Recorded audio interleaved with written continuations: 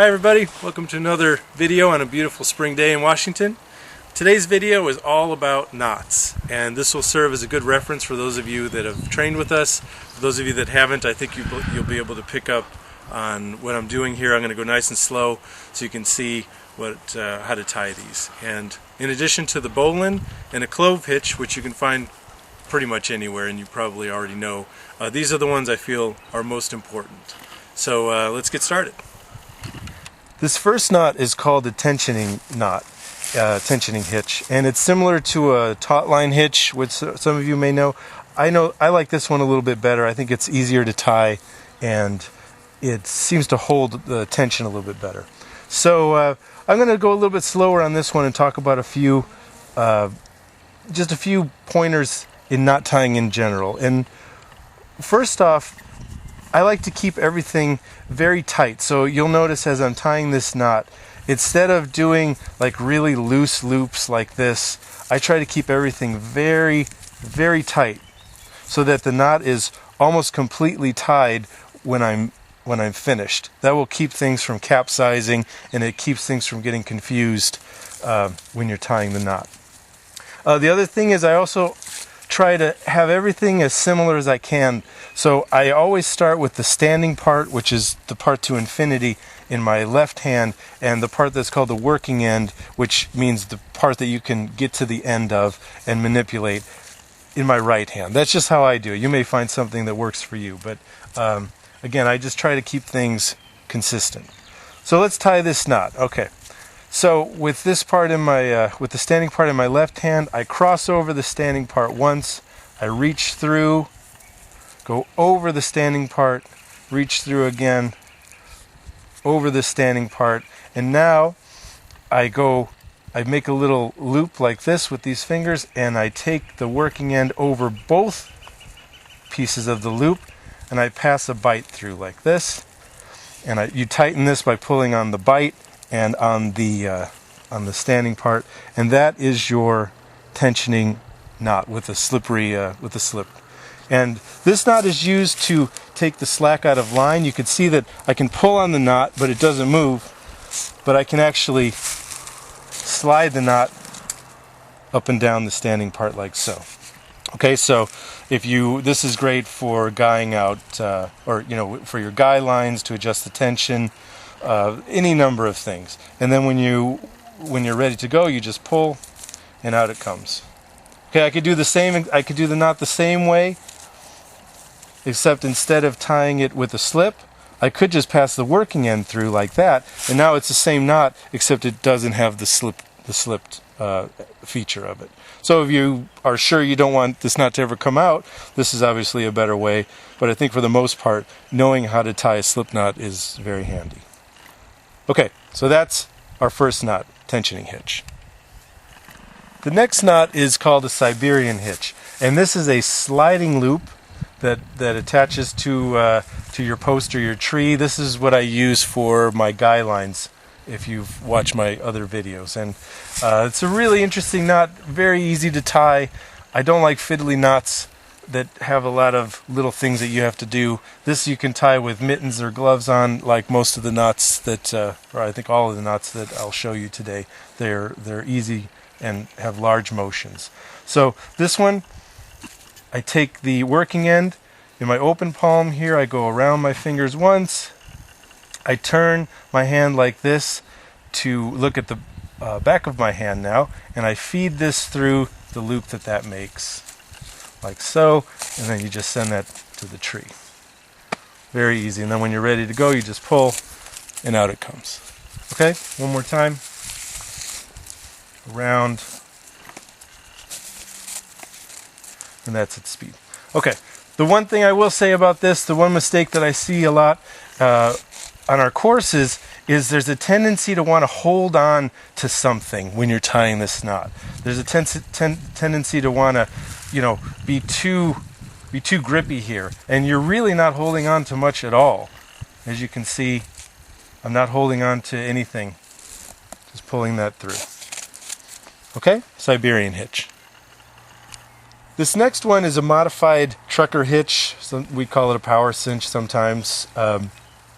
And this one we use to really put the tension on a line. So this is what I use for ridge lines.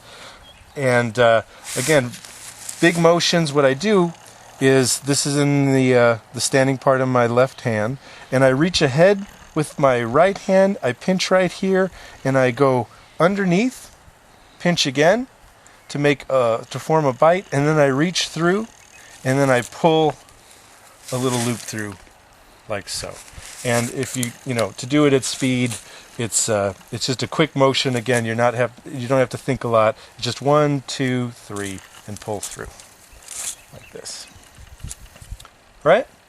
Now, the reason I call it a modified trucker's hitch is a lot of you will know to do the one line through, and then as you pull and pull and pull, this will get very tight, and then what you will commonly have to do is hold like this, you know, hold that the best you can, and then you put in a little slipped half hitch there to hold it all together, right?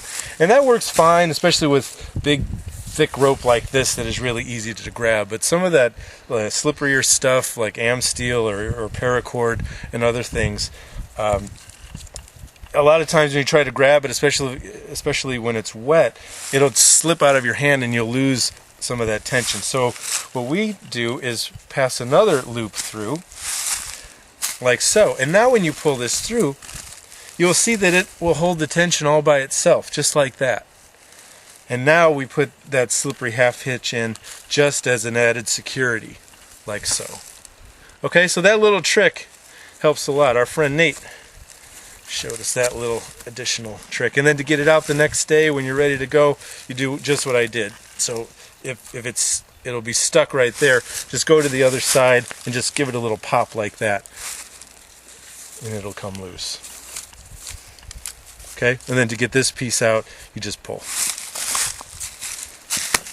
like so. This next knot is called the jam knot or the arbor knot, and this is a wonderful knot. You can use this for so many different things, and it's another very simple knot to tie. It's a crushing knot that is used to lash things together.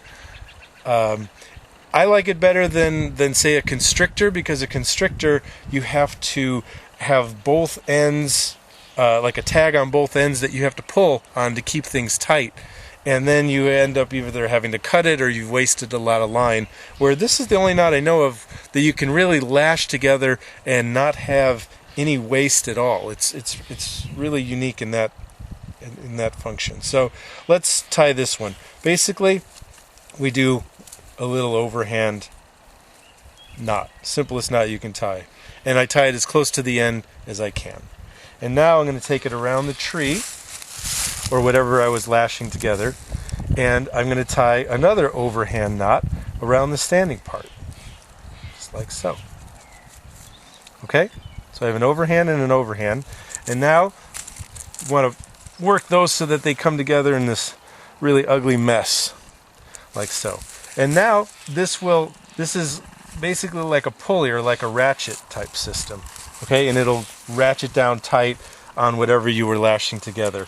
And the only thing you have to do is to seal this knot off is to you can flip it over like this, and then you have a loop. And now to tighten this down, I'm going to still pull on the standing part. But when I get to here and it's all crushed and it's as tight as I want it to be, I can pass a little half hitch through like that. And that just gives you some extra security and keeps that knot from slipping. And I would tie it much tighter than I just did if it was going to stay. Because once you tie this, you really have to cut them to get them loose. They're really just, like the name implies, they're just all jammed up together. But great knot to know. Very simple. And I would just cut it right there, and then you could tie another and another and another. This next knot is important in that it's a way to tie cord together. And you'll find often that you may have a 10-footer and a 20-footer, but you need 30 feet, and you'll be tying cord together. And this is a very secure knot in order to do that, and it still has a slip so that you can get them apart when you need to. So what I do is I fold one of the cords back like that to form a bite take this other one up through the loop, and then it will hang down between the two cords that you're tying together, and this finger is keeping a little space here, and in that space I'm going to pass a bite through like this to make my slip, and then tighten it together. And you see it looks like a bowline, because that's basically what it is. All right, and then to get it out when you're ready to go on, you just pull on that line and now you're free. The next one I'll talk about is a clove hitch, just because I want you to understand that all the cool shortcuts for clove hitches that are really fun and slick to tie, they don't work often when you have to get over the top of something, right? I can't put a clove hitch on this tree because I can't get to the top of it. So if you're only going to learn one way to tie a clove hitch, learn the standard where you are in front like this, making your X, right? Coming around one more time, and then tucking it in. Okay, learn that one if you can only know one. Also, the clove hitch we use a lot in bushcraft because you can tie it with withies and very coarse material that you can find in the woods. It's often the only knot that you can tie without, either made cordage that you've done or bought cordage. So, very important knot. I just wanted to talk about the way to tie it without the shortcuts, to learn that way.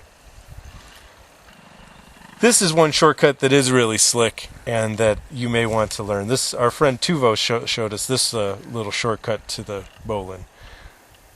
With my left hand on the standing part here, what I do is start with it in my palm, tuck under to form a bite, and then reach through so that I have a start of a loop. But don't pull that tight, because what you're going to do is take your working end around, pull it through the loop and bend it around. This is going to be the little tag on the end, and then you have to pull this part to capsize it over the top like so.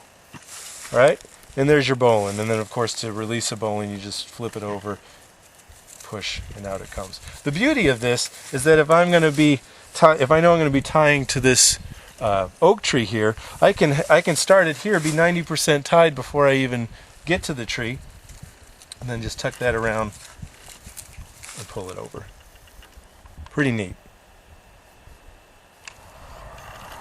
So that's it for today. Thanks for watching. One thing I do want to mention is, if you buy a knot book, they're going to be full of hundreds and hundreds of knots, and it can be a little intimidating.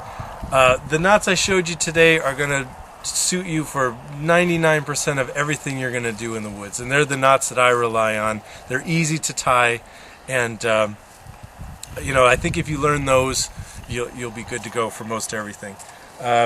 Nice thing about learning how to tie knots, keep a loose piece of cordage in your car or whatever, so if you are stuck in traffic or whatever, have time, you can just practice these knots because they need to become automatic. That is the key, and that's what's important about only, really knowing 6 or 7 or even 10 knots, is that you just want to get those down so you can literally just tie them in your sleep, just not even looking, just tying the knots. And that's the important thing, because when your hands are cold or you're stressed or you're injured, you can forget fine motor skills or things that aren't really grooved in. So I just wanted to mention that. Good luck with these. Hopefully you'll be able to come out and train with us sometime. If not, visit our website at bushcraftnorthwest.com for more videos and information, and we'll see you again soon. Thanks.